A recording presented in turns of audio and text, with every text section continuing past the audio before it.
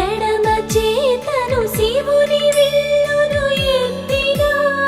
రాముడే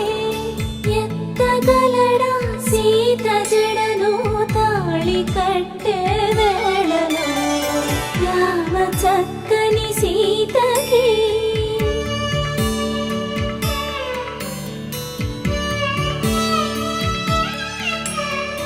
ఎర్ర జాబిలి చేయి రాముడేడని అడుగుతుంటే చూడలేదని పెదవి చెప్పలేమని కనులు చెప్పే నల్ల పూసై